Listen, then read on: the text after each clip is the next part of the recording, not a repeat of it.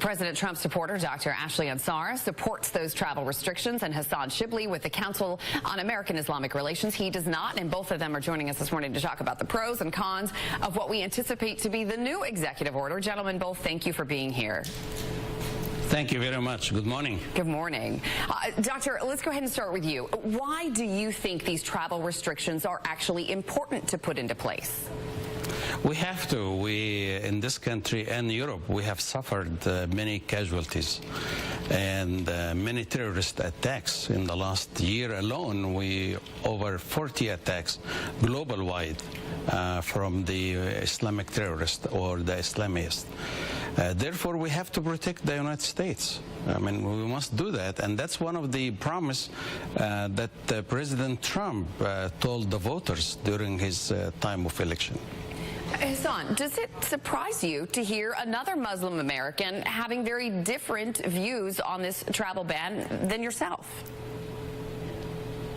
Yeah, I mean, look, this ban did not make us any safer. It was an international embarrassment. Not one American in over 40 years has been killed by any member of those countries that has been banned. The chances of being killed by a refugee is 1 in 3.64 billion with a B. You're actually more likely to be killed by your clothes being lit on fire accidentally, according to the Cato Institute, than you are likely to be killed by an immigrant. It didn't make us any safer. All it did was promote hysteria and a lot of confusion, and it's bad for our country, and it's unconstitutional, frankly. I think, as the 9th District Court of Appeals made very clear. And the scariest part about this was, as the president was trying to enact this ban, he made the argument that his decisions were unreviewable. He was claiming complete unreviewable authority, and that his decisions are not subject to review by the courts and do not need to be consistent with the Constitution. And as an American, that kind of usurpation of power is what scares me.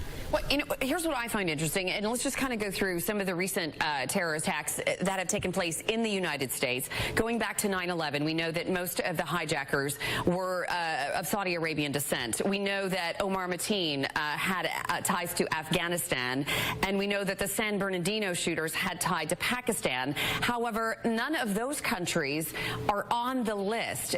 Doctor, why do you think that is? Why are we targeting these 7 countries, in particular Iran, Iraq, Syria, Somalia, Yemen, Sudan, and Libya, and yet we know these attackers have come from these other countries, Afghanistan, Pakistan, and Saudi Arabia, and those countries are not on the list?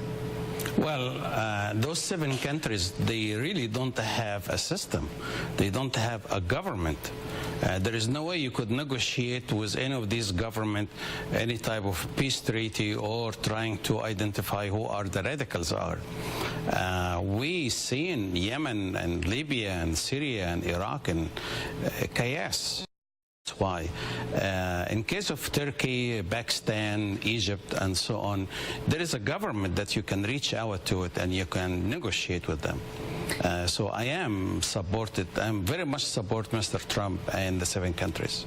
It is interesting, Hassan, when you look at that list, is that what you're referring to as sort of like why certain countries are on there? And do you agree with Dr. Ashley that it's simply because the governments of those other countries are willing to speak to the United States and to negotiate and talk, and the other ones do not?